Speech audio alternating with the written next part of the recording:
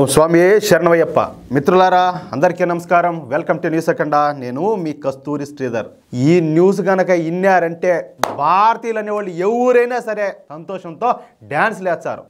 ఇదేమి ఆషామాషి న్యూస్ కాదు, ఆషామాషి వ్యవహారం కాదు. చైనా పాకిస్తాన్లకు బాక్సులు బద్దలైపోయే న్యూస్ ఇది. అర్థమవుతుందా?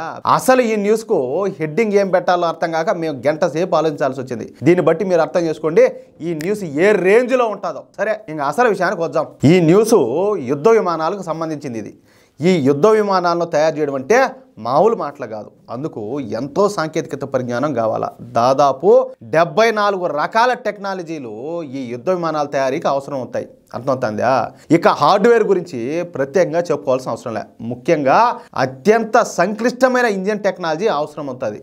ఈ ఇంజిన్ టెక్నాలజీని సంపాదించాలంటే తలకాయ కింద పెట్టి కాళ్ళు పైకెత్తి తపస్సు చేయాలా, అట్టుంటుందన్నమాట. మామూలు కష్టం కాదు. ఇక యుద్ధ విమానాలను ఈ భూప్రపంచంలో కేవలం 6 దేశాలు మాత్రమే తయారు చేస్తాయి. అవి ఏంటి అయ్యా అంటే America, Russia, Britain, France, Sweden, China దేశాలు. అయితే ఇక్కడ మీకు ఒక మాట చెప్పాలా, ఈ చైనా తయారు చేసేటువంటి యుద్ధ విమానాల సామర్థ్యం గురించి పెద్దగా ఎవరికి తెలియదు.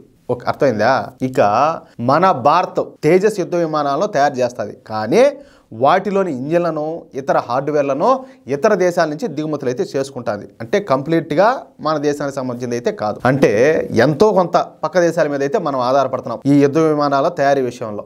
ఇక మన దగ్గర ఉన్నటువంటి అత్యాధునికమైన ఈ యుద్ధ విమానాలు రాఫెల్ యుద్ధ విమానాలు. వీటిని మనము ఫ్రాన్స్ దేశం నుంచి కొనుగోలు చేసినాం. ఇవి 4.5 జనరేషన్ యుద్ధ విమానాలు ఇవి.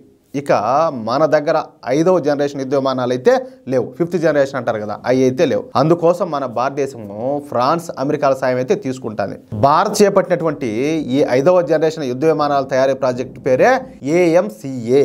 ఇక ఈ ప్రాజెక్టు పూర్తయ్యే మొదటి యుద్ధ విమానం వచ్చేసరికి చాలా సమయం పట్టే అవకాశం అయితే ఉండాలి. అంటే ఇంకా మనకు అది ప్రాసెస్లోనే ఉండదన్నమాట.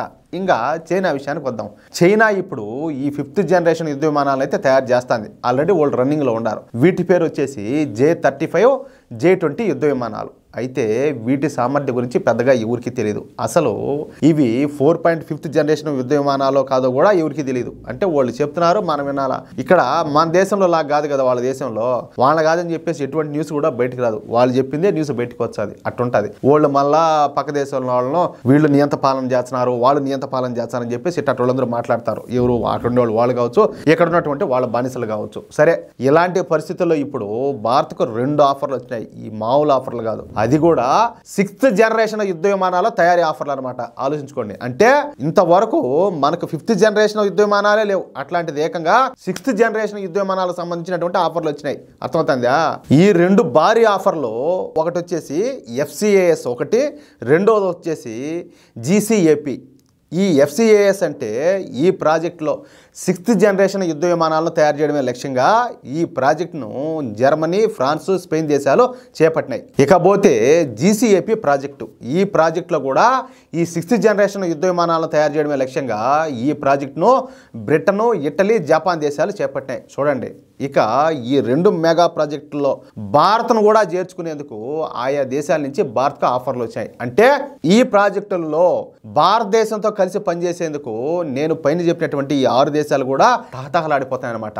మనం ఈ 5th జనరేషన్ యుద్ధ విమానాలని ఇంతవరకు మనం తయారు చేసుకోలేకపోయినాం. కానీ మనకు అప్పుడే ఈ 6th జనరేషన్ యుద్ధ విమానాలను అభివృద్ధి చేసే 2 మెగా ప్రాజెక్టుల్లో మనకు స్థానం అయితే లభించింది. ఇక్కడ మరొక విషయం ఏంటంటే, పైన చెప్పినటువంటి 6 దేశాల్లో ఏ దేశం కూడా చైనాను అయితే ఆహ్వానించాల. చైనాను ఆహ్వానించకుండానే భారతదేశానికి ఈ ఆఫర్ ఇవ్వడం అనేది విశేషం అనమాట.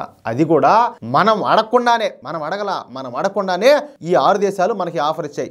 మనకు ఈ ఆఫర్లు రావడం చెప్తున్నా కదా, చాలా గొప్ప విషయం. ఇక భారత్కు ఈ ఆఫర్లు రావడంతో చైనా మరియు పాకిస్తాన్లు వణికిపోతున్నాయంట. ఇప్పుడు వాళ్ళే అసలు వాళ్ళ దగ్గర 5th జనరేషన్ ఫ్లైట్లు వాళ్ళ దగ్గర ఉన్నాయో లేవో కూడా పక్కా క్లారిటీ తెలియదు మనకు. అలాంటిది మనకు 6th జనరేషన్ సంబంధించినటువంటి ఈ యుద్ధ విమానాల తయారీలో మనలో భాగస్వామ్యులు కావాలని చెప్పేసి కోరుకుంటున్నారంటే ఇంకా అది మన శత్రు దేశాలు భయపడే విషయం కదా ఇది. ఇక ఎయిర్ ఫోర్స్లో భారత తమను ఎక్కడ మించిపోతుందని చెప్పేసి ఈ 2 దేశాలు కూడా భయపడి చేస్తున్నాయంట. పాకిస్తాన్కి ఎలాగో అంత సీన్ లేదు, కానీ చైనా సపోర్ట్ చేస్తారు కదా, అది వాళ్ళ బాధ. ఈ విషయాన్ని జాతీయ మీడియానే తెలియజేసింది. ఏది ఏమైనప్పటికీ కూడా మనకు ఇప్పుడిప్పుడే మంచి రోజులు అయితే మొదలైనాయని చెప్పి చెప్పుకోవచ్చు. ఆయన ఒకటి మాత్రం చెప్తున్నా, ఈ దేశాన్ని పరిపాలించే వాళ్ళు ఎలాంటి వాళ్ళు ఉండాలంటే దేశభక్తులై ఉండాలా, ఈ దేశాన్ని ప్రేమించాలా, ఈ దేశానికి కనీసం అంత ఆపద వస్తుందన్నా కూడా అట్నే కొత్త ఉడికిపోవాలా. శత్రువులు ఎవరైనా సరే వాళ్ళు ఎంతటి బలవంతులైనా సరే వాళ్ళకు ఏలా బ్యాండ్ మేళం మోగిపోవాలా. ఆ మాదిరిగా ఉంటేనే మనం బాగుంటాం. కాబట్టి మనం కూడా అలాంటి నాయకులకు అలాంటి పార్టీలకు మనం సపోర్ట్ చేయాలా. మీకు అర్థమవుతాం కదా నేనేం చెప్తున్నానా, అది మ్యాటర్ అయితే. కానీ ఇలా న్యూస్ వచ్చినప్పుడు మాత్రం మనసుకు చాలా సంతోషంగా చాలా ప్రశాంతంగా ఉంటుంది. లేకపోతే ఎన్ని కథలు పడతా ఉన్నారా ఈ పాకిస్తాన్ వాళ్ళు కావచ్చు, చైనా వాళ్ళు కావచ్చు, ఇలాంటి వాళ్ళందరూ కూడా. ఇప్పుడా ఓయమ్మ చైనాతో మనం ఏం చేయలేము, చైనా ఎంత గొప్ప దేశమో అది ఎంత బలమైన దేశం అని చెప్పి మాట్లాడుతూ ఉన్నారు. తంతే ఇప్పుడు దెబ్బకు ఈ కాలుతో తంతే ఇట్లా పాకిస్తాన్ పోతే ఈ కాలుతో తంతే చైనా పోతుంది. మధ్యలో ఇప్పుడు ఒకటి వచ్చింది లిల్లుపూట్ లాగా బంగ్లాదేశ్ ఒకటి లుట్టుకుమని వీళ్ళని అసలు తనాల్సిన పని మన వచ్చేసాళ్ళు వీళ్ళ పాటికి ఇల్లు పోతారు. అది ఇప్పుడు భారతదేశం యొక్క పవర్. అర్థమవుతుందా? ముందుటి భారత్ వేరు, ఇప్పుడున్న భారత్ వేరు. భారతం మారుతుంది. భారతదేశంతో పాటు మనం కూడా ప్రతి ఒక్కరు మారాలా. ప్రతి ఒక్కరు కూడా మన రక్తంలో కణంలో దేశభక్తి నిండిపోవాలా. ప్రతి ఒక్కరు కూడా ఈ దేశం కోసం ధర్మం కోసం బతకాలా. అప్పుడు ప్రపంచంలోనే మన దేశానికి ఎదురుండదు, తిరుగుండదు. ఏమంటారా? నేను చెప్పింది కరెక్టే అని మీకు అనిపిస్తే మిత్రులారా ఈ న్యూస్ నలుగురికి షేర్ చేయండి. అలాగే ప్రతి ఒక్కరు కూడా గర్వంతో మేము భారతీయులం అని చెప్పేసి ఆ ఫీలింగ్ని తెలియజేస్తా. ప్రతి ఒక్కరు కూడా కామెంట్ రూపంలో మీ యొక్క అమూల్యమైన అభిప్రాయం తెలియజేయండి. మీ కామెంట్ కోసం నేను ఎదురు చూస్తూ ఉంటా. అలాగే మన ఛానల్ నచ్చినట్లయితే ఇలాంటి న్యూస్లు మళ్ళీ మీరు చూడాలనుకుంటే మరెన్నో ఇంట్రెస్టింగ్ వార్తల కోసం తప్పనిసరిగా మన ఛానల్ సబ్స్క్రైబ్ చేసుకోండి, సపోర్ట్ చేయండి. మీలాంటి జాతీయవాదుల దేశభక్తుల సపోర్ట్ మాకు ఎంతో అవసరం. ప్లీజ్ సపోర్ట్ చేయండి. జై శ్రీరామ్. స్వామి శరణమయ్యప్ప.